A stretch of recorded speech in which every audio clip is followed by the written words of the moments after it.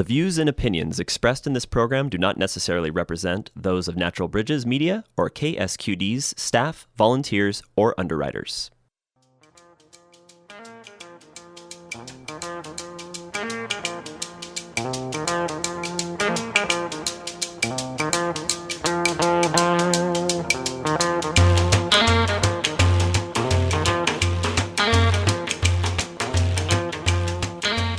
Hello and welcome to Talk of the Bay. I'm your host, Len B.A. And my guest today is Lee Brokaw. Lee Brokaw is a local contractor, chair of the local ACLU Police Accountability and Transparency Committee. He does a daily email news brief and commentary. He is also a veteran and an advocate for compassion and common sense in public policy. He has an MS in chemistry. Lee Brokaw, welcome to Talk of the Bay. Thank you very much. Good to have you here. So you have written and spoken about so many issues locally, and you've been an activist and advocate on a lot of these. I wanted to start with something you told me about your early years when you were growing up in Kansas. Okay. And you were involved as a senior in high school in Student Government Day when you were in high school in Kansas. I wonder if you could tell that story for our listeners. Sure. The teacher of the civics class decided that we needed to have a practical experience at governing, so they had a Student Government Day for seniors. And they pulled the curtain in the gym and made a house on one side and a Senate on the other side. Then they told us whether we were representatives or senators. And then they told us whether we were Republicans or Democrats. And that was a bridge too far for me. I formed the Bull Moose Party and had absolute total control of the House and functional control of the Senate. And we had 3 legislative objectives, which we passed. The first one was to plant a tree for every tree that was harvested. Let me set the date here. This is 1963. Right. Lyndon Johnson had just sent the TFX fighter down to General Dynamics in Texas and had taken it away from Boeing, and we brought it back to Boeing because, of course, we're in Kansas and Boeing is at Wichita. And then our third legislative objective, which we passed handily, 1963, was abortion on demand. Wow. In 1963. In 1963, Yeah. in Kansas. Yeah. Wow. And this was the senior class in what we now call a red state. Oh, yeah. Yeah. Oh, yeah. Yeah. Wonderful. Well, if I may tie that together with the George Bush era of No Child Left Behind, where teachers were being evaluated on how well their students passed a standardized test. And civics was not on that test. So high schools, and I don't know the exact date when this occurred, but the high schools stopped teaching civics. And I think we see the results of that today in our local politicians, but that's another story. I was listening to the McNeil-Lehrer on KQED FM going back to Santa Cruz when when Gwen Ifill was interviewing Sandra Day O'Connor, who had recently retired, and she was plugging an interactive website for civics because kids weren't being taught civics in school, and she felt that was so important that she was going all over the country talking about this website where you could get a civics education. And Gwen Ifill, I remember so distinctly, Gwen Ifill asked next, and how are the grandchildren? And I almost drove into Lexington Reservoir screaming at the radio, no, that is not the next question after they're not teaching civics. Yeah. And I think we see that reflected now, too, in voting. Yeah. I'm amazed myself, just among friends and acquaintances I run into here in Santa Cruz who don't know that there's a separate government for within the city limits and in the unincorporated area. They don't know which body governs which. you know, I know people who think that the Supreme Court votes on how to decide an issue. Well, they do in a sense, but they think of it as they actually cast ballots, which is not how it works. Really? People, just the level of not knowing about how our government works kind of blows my mind sometimes. But I blame that on that lack of civics education, because I had it. I graduated high school in 1970, and we had to learn all that stuff. Yeah. And we had mock city councils and mock state government stuff, and you really get a sense of how these things get done. Well, as a general contractor, there was a period of time when I had as many as 10 employees. And we would lay out a project, and we'd do our own foundations, and we'd hang our own cabinetry and do our own painting. And by the time we were ready to go to the next job, I had to teach them how to do foundations again. But the point of bringing that up was every new employee I brought on, I didn't start with, here's where I want you to use your hammer and nails. I started with, we need to talk about how you think. And then we have to talk about critical thinking. And then we have to talk about problem solving. And then you can use your hammer. But what I see today in building around town is that the way the developers and the contractors seem to approach these buildings is, oh, it's time for the plumbers. Plumbers, go plumb. Tell us when you're done, because we'll send the electricians next. And I don't see anybody looking over the shoulder seeing, is that being done properly, or are you messing up somebody else's work just to get your job done? So critical thinking is something that our generation learned in school. And, of course, I haven't been to school in a long time, but when I look at the product that comes out of these schools, critical thinking is not part of the curriculum as near as I can tell. Yeah, agreed. Or if it is, it's confined to the occasional AP class.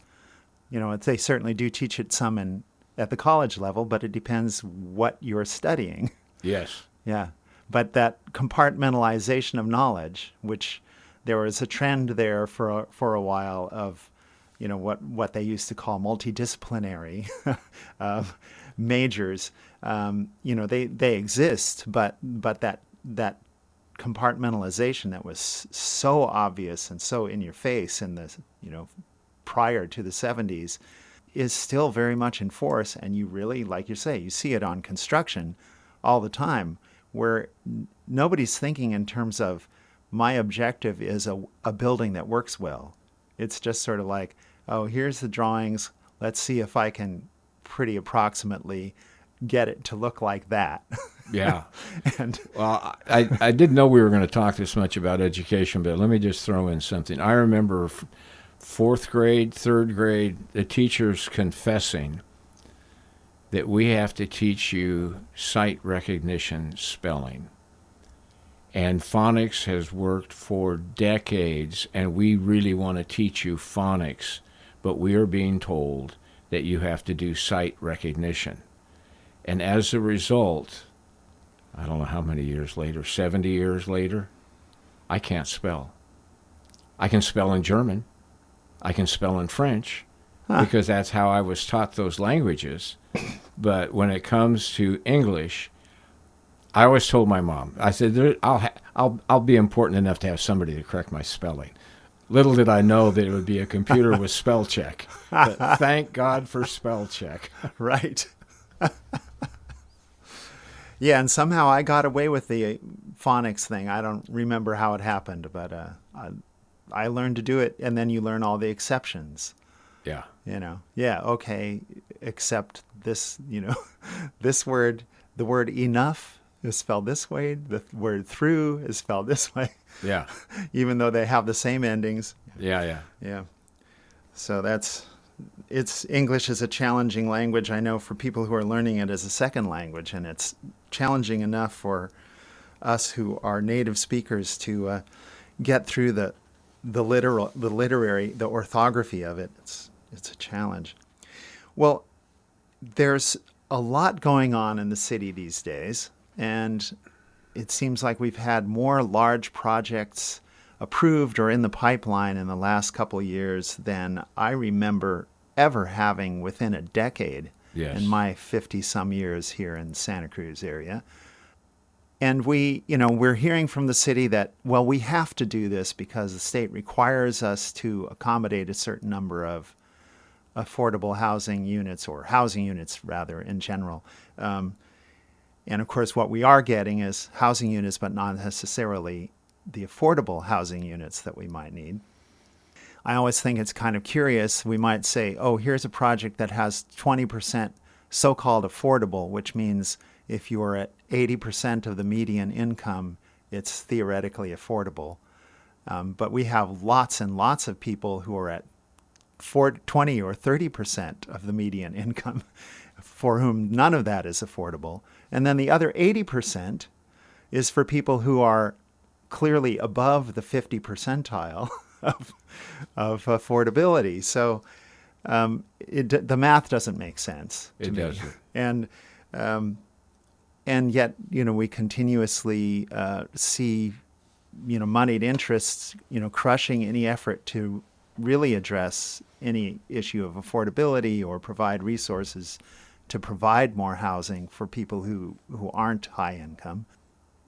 So having said a mouthful about that, we're looking at all these projects right now, some of which are going to significantly change the landscape of the city, obviously put significant demands on our infrastructure. What's your take? Holy smokes.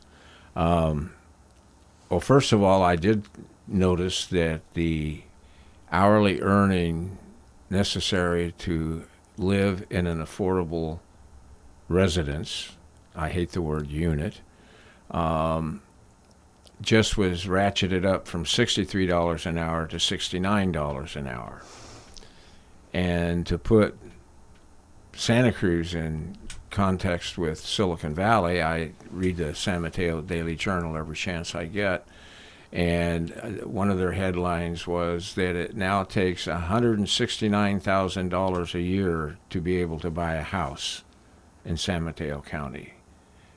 I as a self-employed general contractor doing architecture as opposed to any job that crossed the threshold, I was lucky to make a little bit over $100,000 a year. Generally, I was making $60,000, $80,000, $90,000 a year.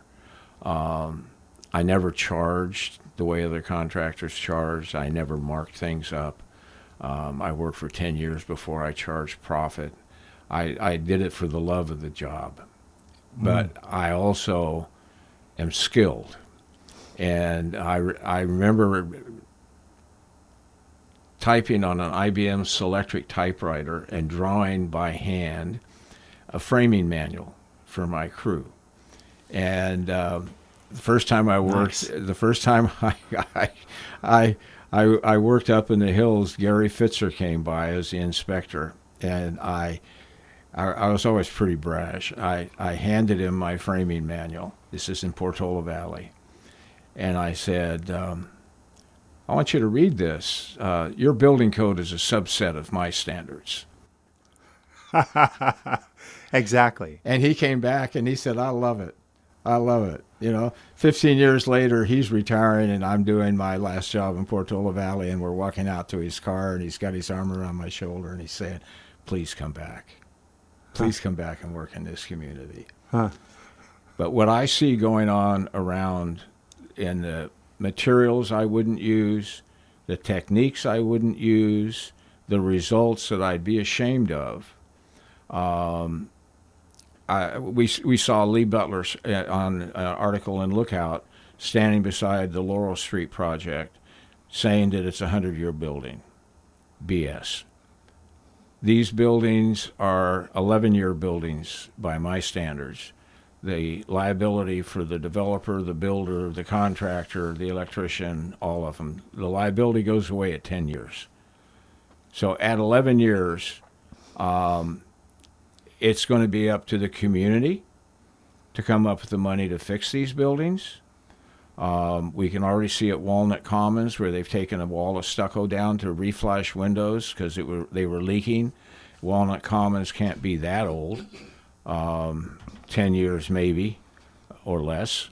Mm-hmm. And I already see water streaks on the building at the Red Church where there shouldn't be water streaks on the stucco, which tell me the flashing isn't right. And if I see one or two things on a building that just don't look right to me, I know that if I could pull the sheetrock off, I would find a lot more. Right, of course. And it's an indicator of overall quality. Well, it appears to me that nobody's in charge. That the plumber plumbs to his heart's content, and if something's in his way, he's going to cut it out of his way so he can run his pipe. He's not going to go to a different location to maybe bring it up through the floor instead of tear through a bunch of studs. You've got to have somebody on site being responsible for making decisions. And when you're doing a 6 or an 8-story building, that's difficult. You've got to have a really good superintendent and then a bunch of really good foremen. You start to build something like 18 stories across from the clock tower, and there is nobody in this town who has experience at building a structure that big, to say nothing of what an eyesore it would be to the closest thing we've got to a community commons now is that clock tower. And Ross Eric Gibson has run 3 columns recently about the history of the earthquake and how that clock was saved and how it was decided by the community that that clock belongs to the people and that tower belongs to the people, and the collateral damage statue that's there, that we as veterans go every 8th of August or weekend close to the Hiroshima bombing, and we wash that statue. To have an 18-story turd deposited across from that is absolutely irresponsible. When the bank was built, they were told, use brick to mimic the architecture of the clock tower. There was a sense of continuity, a sense of pride, a sense of history. That's out the window now. Right. Yeah, that's anything goes. And I've worked as an independent commissioning agent primarily for mechanical systems and controls, and these are mostly commercial and industrial buildings. But I have to echo what you said. Unless there's somebody doing quality control on this stuff, it's not done right. There's just mistake after mistake, and you would think, well, you need that service on an older building. Sure, which you do. It makes sense to do it on an older building that's been operating for a while, to go in and kind of get things, quote, back to the design standard they were supposed to be built to. But I found in new construction, things aren't built to actually achieve the intention of the design, or even designed to achieve the intention that was established for the project. So it's kind of a epidemic problem we have in the infrastructure that we're building these days. That's potentially going to plague us for a long time to come. You mentioned, in regard to the clock tower, and you mentioned attending to that statue there, which is a statue commemorating basically the victims of war. Yes. And which brings to mind also you're active with local Veterans for Peace. Yes. And I've known a number of members of that group over the years who are no longer with us, including Paul Blue and Woody Bookout. May they rest in peace. people who really contributed a lot to this community. And I know you're still active. You're working on. You still are involved in the annual Thanksgiving Veterans Dinner, right? Absolutely. Yeah. Could you talk about that a little bit? When I moved to Santa Cruz and found out the veterans were doing both Christmas and Thanksgiving, they dropped Christmas. Steve Plesh and I try to do Christmas if we can. We did it at the MAW for about 5 or 6 years. But Thanksgiving has been tradition at the Vets Hall, Veterans Memorial Building. They sort of changed the name. Right. I called my parents when I moved here and found out. I said, I'm 60 years old, and I don't have a family. And I have found family at the Veterans Hall for Thanksgiving. And I'm not coming home. I won't be home for those holidays. It's time that I have my own tradition. And it's that important to me. And we were talking earlier, one of the most memorable things, aside from the looks on the people's faces that come in and get as many pieces of pie as they want, or a drumstick, please, I don't want a wing, and here's a drumstick for you. It's the servers, the families that come year after year and bring their kids, and I'm watching these kids grow up. And the families are showing their kids what community service is by standing behind mashed potatoes or greens or salad or handing out rolls or walking around with a tray of pie. It's one year we served 3,500 people. The line was out and around the corner.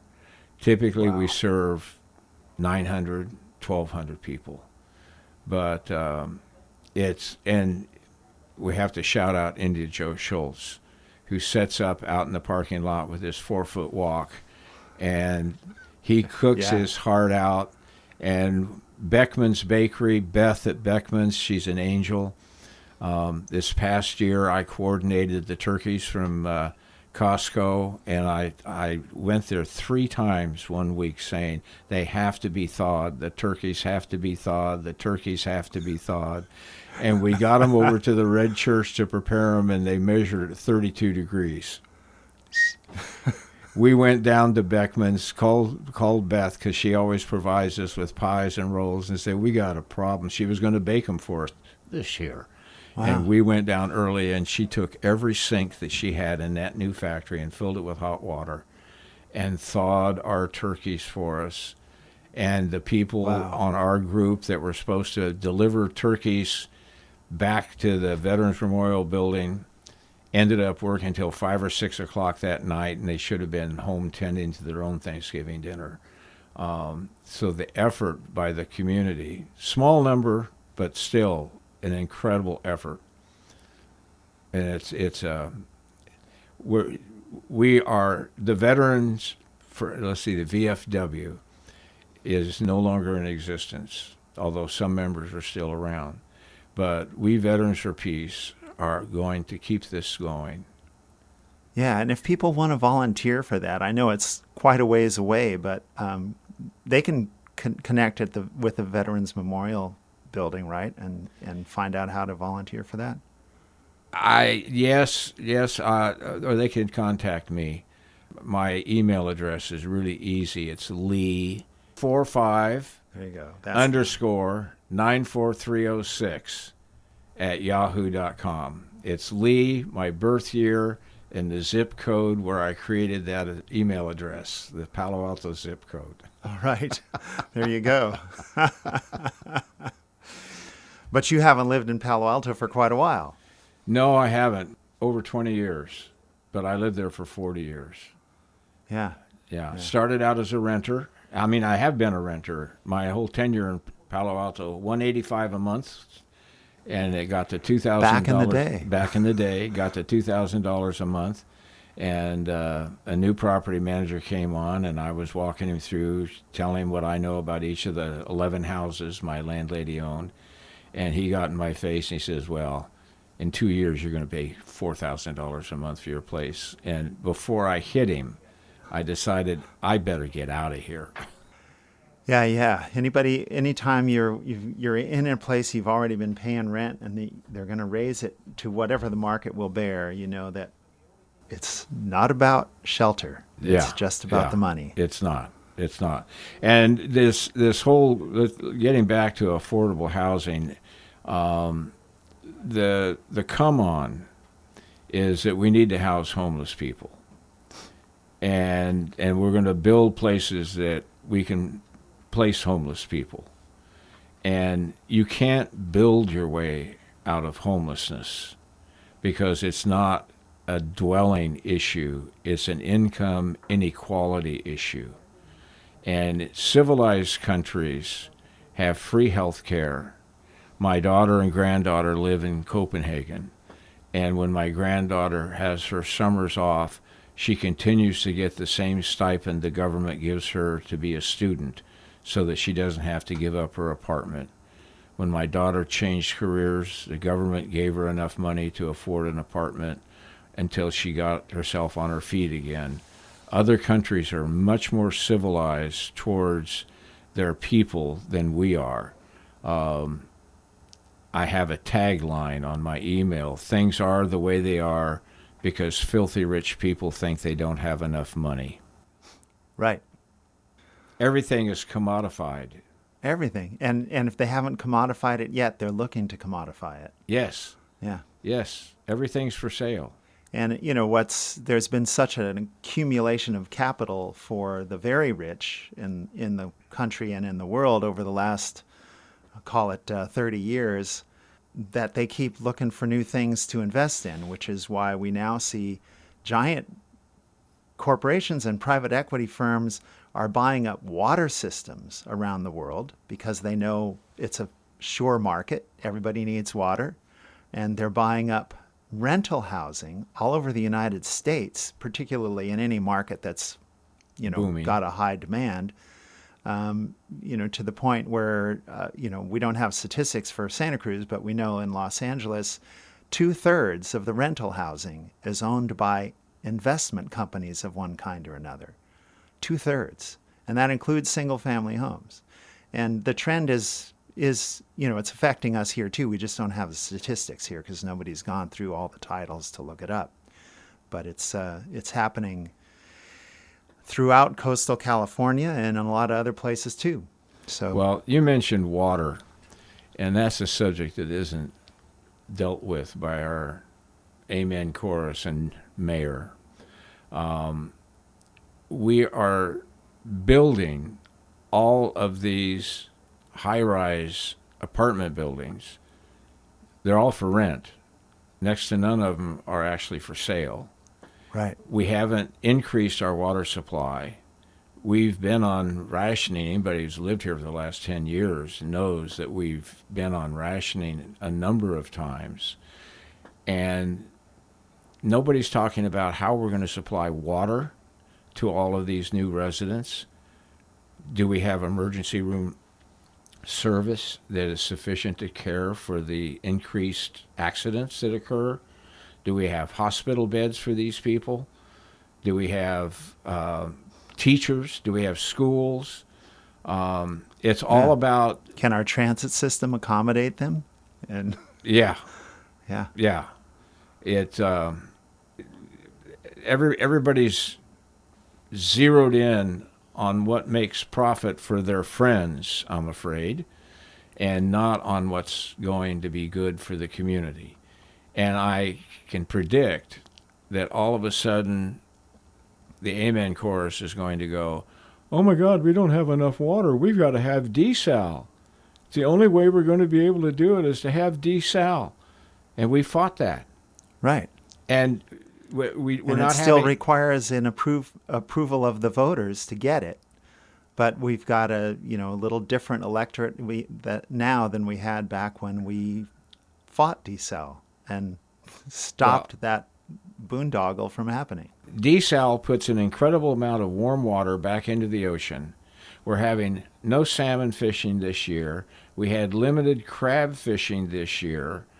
and they're trying to set up new sanctuaries because they don't want anybody to fish in those areas at all, and putting tons of hot water into that water is just going to increase the ecological damage. Right. It's also higher saline than the normal ocean water going back in, because it's being the salt's being removed, of course, from the water. They're desalinated. At the city level, and I'm afraid even at the county level, there's nobody in charge. There's nobody looking at the big picture. And that's what you have to do when you're a builder.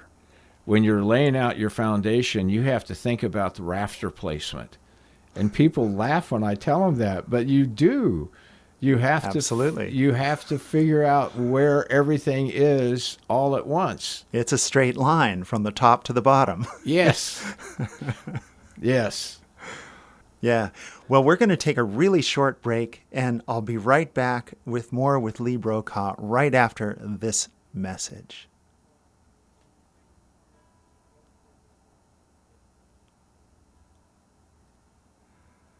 Welcome back to Talk of the Bay. If you're just tuning in, my guest is Lee Brokaw. He is a local contractor. He's chair of the local ACLU Police Accountability and Transparency Committee. He is an active veteran in the community and an advocate for compassion and common sense in public policy.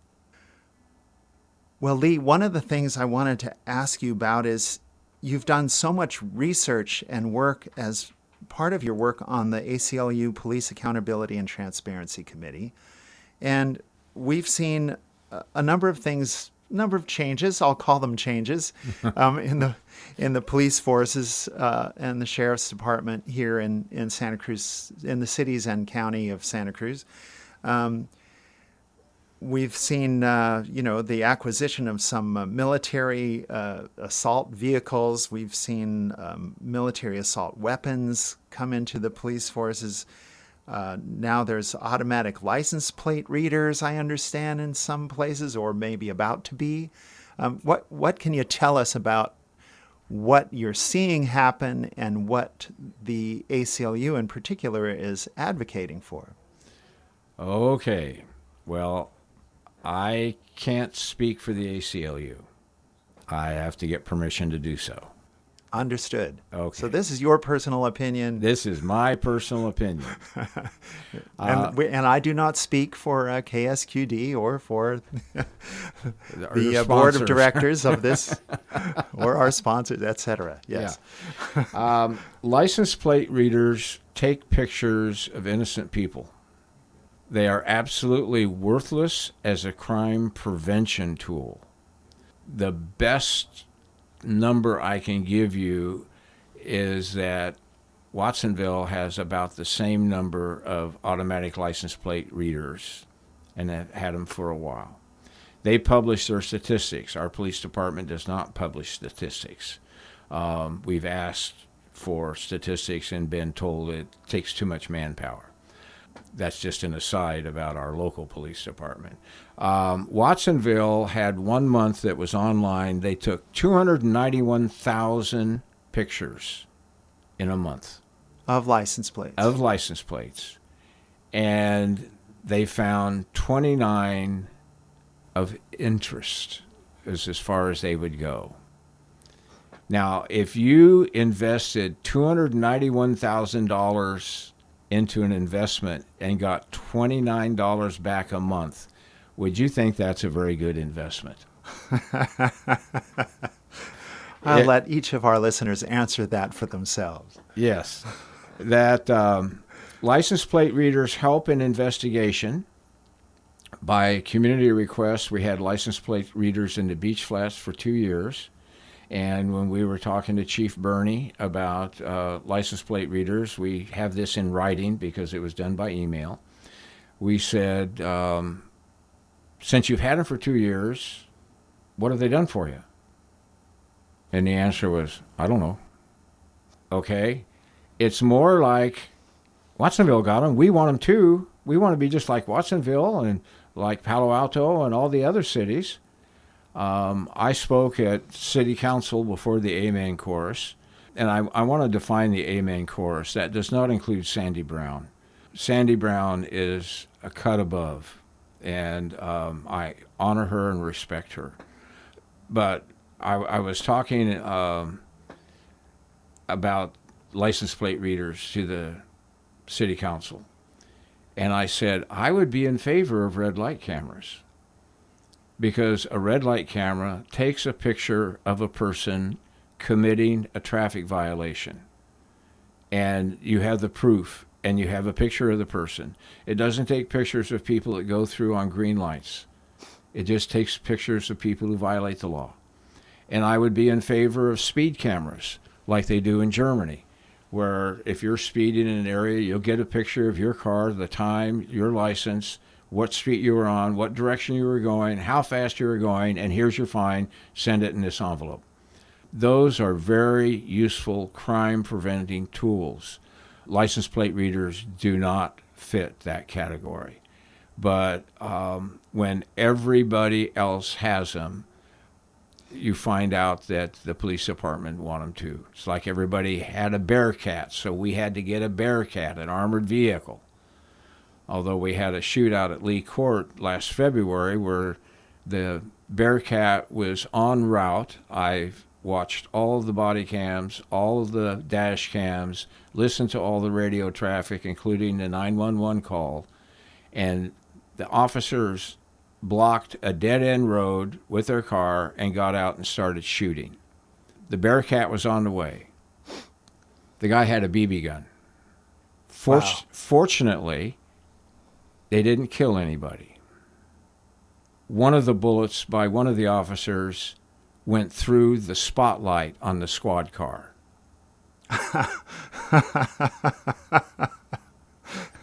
Okay? Now, I took Citizens Police Academy last year, time goes, maybe it was a year before. And Sergeant Trogg, the firearms safety officer, gave us his spiel for one class. And I asked him, I said, in 20 years, when has the sidearm been used and fired in this jurisdiction? Once. And that was to kill Sean Alt, which was a very, very heavy tragedy, particularly for the Alt family. It was unnecessary. Mm-hmm. Now, 22 years, we have that firearm, and now we have these people out on Lee Street shooting wildly. The guy was in a Porsche SUV. He wasn't in some derelict, homeless car that barely drives. This guy clearly had a problem. And the Bearcat was on the way. The point of the Bearcat is to be able to drive up to somebody that you think is armed and speak to him through a speaker and say, throw the weapon out, and then we will come get you and arrest you, instead of shooting. Right. It's the whole point. The whole point. One of those officers is a rookie. He was with his training officer. So I'm not a psychiatrist or a psychologist, but I would say we have a rookie who's now been patterned, get out of the car and start shooting. And that's not healthy for our community. Yeah. And I mean, you mentioned the case of Sean Alt here. I mean, he's having some at least temporary mental illness issues come up, and he's brandishing a rake. We're talking about a garden rake, folks. Yes. And the police felt threatened enough, apparently, to shoot him dead. Now, I don't know why you can't at least shoot somebody in the leg or something, but if you have to do that. Well, but it's like, here's someone having, a mental health crisis with a rake. I don't know. It just to me, it's kind of unfathomable how those things can happen. I think I understand that one because I watched a video on that as well. This was the second or third time they'd been out that week. They were familiar with the man. They were familiar with the street. And what they did is they drove right up to where he was with the rake and got out of their car. And when he came at them with the rake, they backed up and their butt was against the car door. They had no place to go. They should have pulled up 2 or 3 houses before that place, gotten out and walked up to where if he was coming at them, they could move laterally or move back and use a taser or anything other than a firearm. Yeah. Yeah. Jeffrey Ault, if you're listening to this, sir, I don't want to bring this tragedy up because I know it's hard for you, but it just sort of segued into this conversation. My condolences to the family as well. It doesn't help to recount things that are painful and could have been avoided. So, well, I want to go back to this issue of affordability. And you brought up such a good point, Lee, when you said it's not a question of enough housing. It's a question of enough income to pay for the cost of housing. Yes. And we've, that's clearly the case when you consider that what we're talking about when we're talking about so-called affordable housing in the community is affordable to the median income and below, and not very far below at that. Yes. Median income in this county is, I believe, around $75,000 roughly, give or take a few thousand. No, it's higher than that. Is it now higher than that? Oh, yes. Well, it's gone up like 50% in the last several years. Yeah. The work from home crowd during COVID Yeah. thought what a great place it would be to live in Santa Cruz. And so these young people that work for the tech companies that are making $200,000 and $300,000 a year, at Google, apparently as a summer employee, they pay you at the rate of $100,000 a year as a summer employee. Wow. Wow. Yeah. Yeah. Yeah. Yeah. And there's enough profit in that business to support that. Yeah. Yeah, but so that moves our median up, but it's still, even if it were 75,000, it's like I actually don't know that many people that make more than that. And, Yes. Yes. It's kind of stunning when you consider that, we're talking about the percentage of new housing that's going in is, 80% of it isn't really affordable to somebody making median income or below. And what does that mean? There's so many things that the council could do when they permit these projects. 555 Pacific was one of the early ones. And there's an investor out of Houston bought 100 apartments for $5.2 million. 100 apartments to one guy. Right.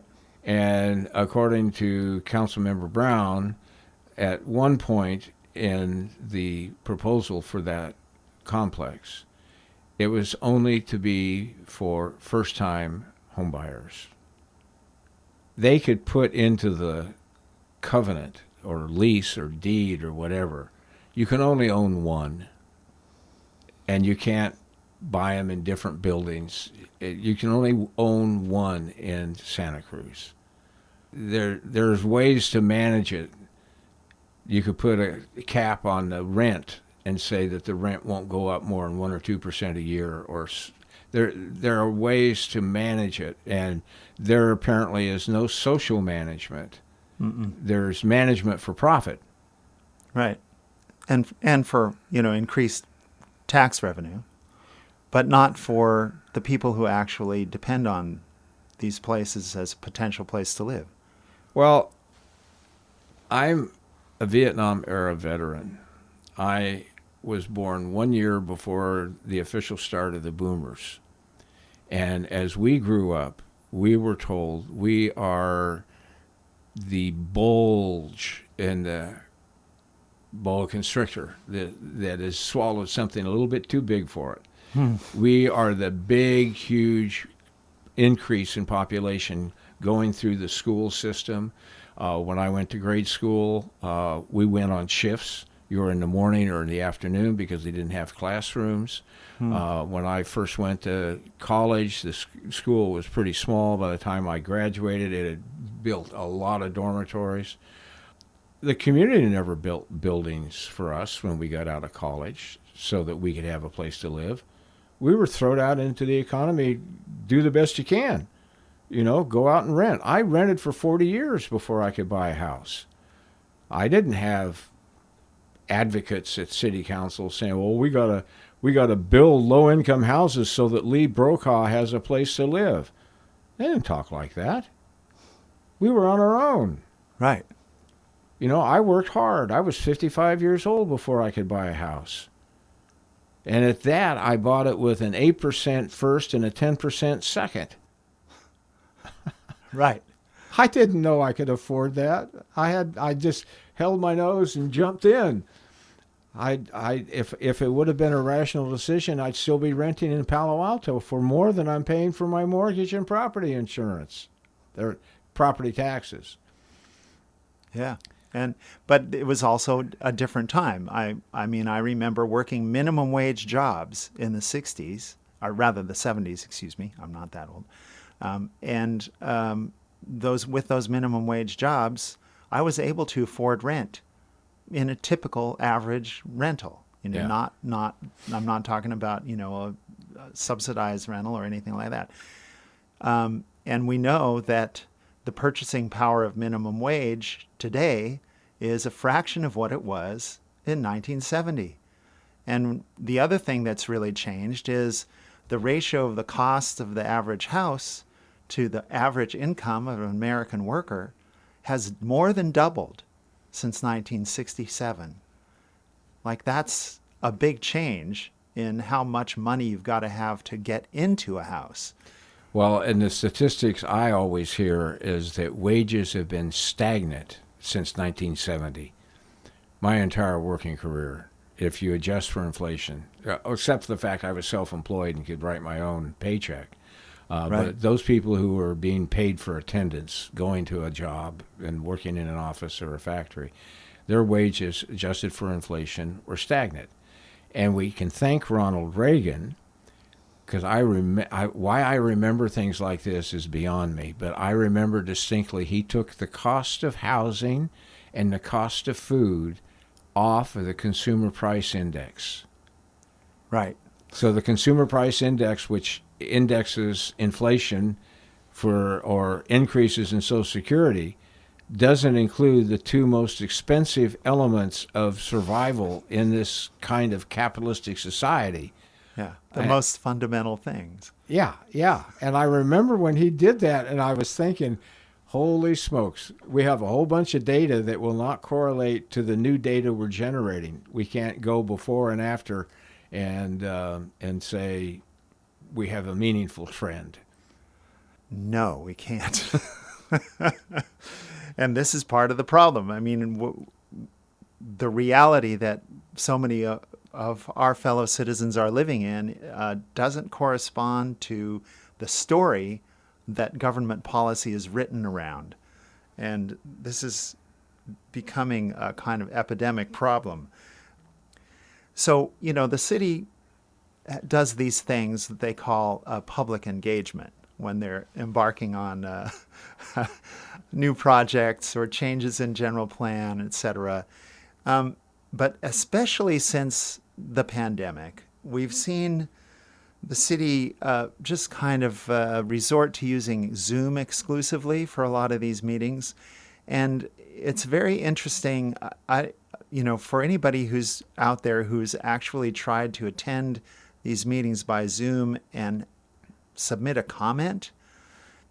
It's very different than being at a public hearing where people are there in person and you actually can get up to a microphone. You might be limited to a minute or 2 minutes, but you can actually get up there and say something that the rest of the people in attendance are going to hear. And the use of the electronic media seems to be a great way to isolate people's opinions so that nobody else hears them and nobody else can reflect it back. Because oftentimes people say things that other people go, oh yeah, that too. Yes. I don't know how elected officials get any sense of how big an issue could be if there's no way for the body of citizens attending to actually hear each other. And I wondered if you could talk about a little bit about what you've witnessed in the so-called public input process here. Well, I remember when Kevin Vogel proposed the acquisition of the Bearcat. He did so at Christmas time, and we had to buy it or the grant would go away. And the entire council chambers, shoulder to shoulder, every row full of people holding signs, "Thanks, but no tanks." You don't get that on Zoom. Sure don't. Zoom works well for things like our community conversations that we put on. We just put on one in surveillance and the expectation of privacy. We are, Santa Cruz County is a member of the California Coalition for Sheriff's Oversight, which started out with 4 or 5 counties and then got up to about 11, and now we're 26 counties, and we meet by Zoom. We've got Santa Barbara, LA, San Francisco, Marin, Alameda, San Mateo, Monterey, Riverside, Santa Barbara, if I haven't said that. Yeah. We can't have those kind of meetings without Zoom. Right. It's great for getting people together who are widely separated. When we had the rollout of the coalition to become public, I think we had 148 people on Zoom. It was just an amazing experience to reach that many people.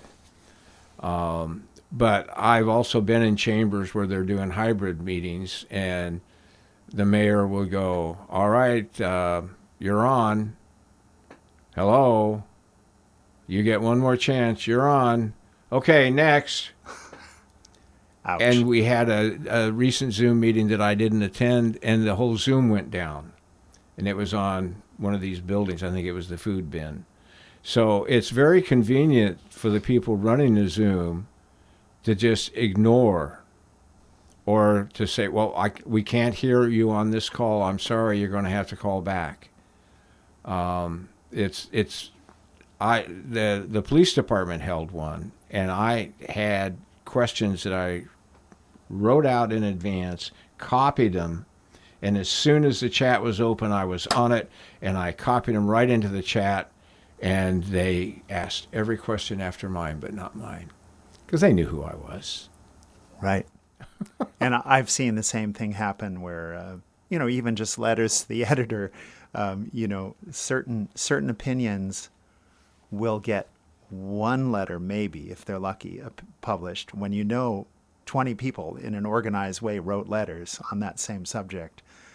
Whereas the other side somehow manages to gin up 2 or 3 or 4 letters. Yeah. And it's like, oh, okay, there's the editorial ability persuasion. Yeah. They get to pick which opinions they want to amplify and which ones they don't. Yeah, so we're almost out of time, but I wanted to give you a chance, Lee, to bring up anything else you'd really like our listeners to be thinking about. And you've been so deeply engaged in so many issues for so many years. You've got the long view. I'm going to call it the wisdom of your age and experience. And I wondered if there's anything else you'd like to make our listeners aware of before we say goodnight. Yes, I would. Actually, I wasn't even thinking about this until you phrased it that way. I have been embarrassed to call myself a liberal. Well, I felt I was a liberal for most of my life. I have become embarrassed to call myself a Democrat, and I've registered Democrat and will continue to do so. But I am the founding member, and to my knowledge, the only member of a new political party. And I recommend anybody who would like to join me in this party get a hold of me at my email address. And the name of the party is the Thinking Compassionate Party. I don't know, that's pretty out there. Thinking and being compassionate. Like, Who does that anymore? I'm in. Sign me up. All right. If we're going to change the politics of this city, we have to work together, and it starts with the city council. Before we get to the Board of Supervisors, before we get to the Assembly and the Senate, before we get to the national office, real change occurs from the bottom up, and we are the bottom. Let's make our impact. Lee Brokaw, it's been a real pleasure to have you on the show, and I look forward to having you back in the future. Thank you. Thank you.